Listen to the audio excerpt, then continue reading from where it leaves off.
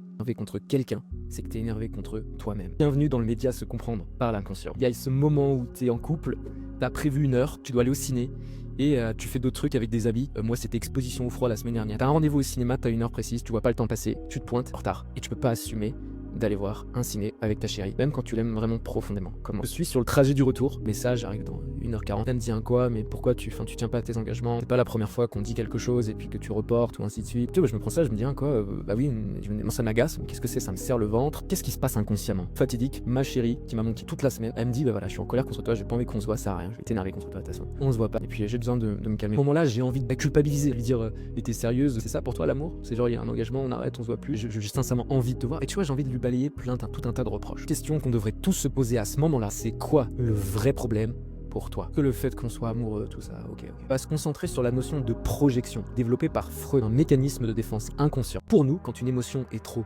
douloureuse ou intense, notre esprit la dépose sur quelqu'un d'autre pour se protéger. Dans cet exemple, ma copine me dit je suis déçue de toi parce qu'on devait aller au cinéma à cette heure-là. Elle dit c'est une petite lumière qui vient vers moi, une déception liée à un imprévu. Quand cette déception, elle touche mon miroir, je me mélange à une poussière ancienne. Les fois à l'école où je me suis senti nul, j'avais des mauvaises notes, j'avais honte parce que mon père avait énormément d'attentes sur l'école, pour mon avenir. Rentre à la maison, la tête baissée, avec en plus une observation d'un professeur parce que j'étais dissipé. Et le regard, et parfois la parole, mais qu'est-ce que tu vas faire de ta vie?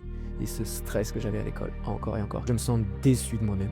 Et je me culpabilise en me disant mais pourquoi j'arrive pas à l'école alors que je travaille? À ce moment-là que le retour dans mon miroir transforme cette lumière en une lumière noire sombre. Je suis déçu de la situation se transforme en je ne suis pas digne d'être aimé. Je suis quelqu'un qu'on ne veut pas dans sa vie. Boule au ventre, qui se sert. C'est pas une réaction à la phrase, mais à l'histoire que je me raconte inconsciemment. Cette colère, à ce moment-là, elle est dirigée contre elle. C'est un mécanisme de protection contre une émotion très douloureuse pour moi. Le réveil de l'enfant intérieur blessé. Lui qui pensait que ses rêves de vivre d'une passion étaient anéantis par ses mauvaises notes de tous les jours. La clé pour sortir de ce mal-être, d'interpréter ce qu'elle me dit, regarder ce que ça touche en toi. Le locus interne en psychologie. À observer la couleur et la texture de sa poussière dans son miroir, regarder en quoi les émotions négatives que l'on ressent ne sont le reflet que de blessures que nous n'avons pas encore guéries. La solution que j'ai 100% en mon contrôle, c'est de lister en quoi j'ai fait tout ce que je devais faire cette semaine pour être fier de moi, en quoi j'ai fait de mon mieux sur le moment le jour J pour essayer de respecter mon engagement et comment est-ce que je peux faire pour être en mesure avec une solution ou deux d'assumer mon engagement la prochaine fois et de le verbaliser à ma copine. Lui dire qu'elle a raison d'avoir des exigences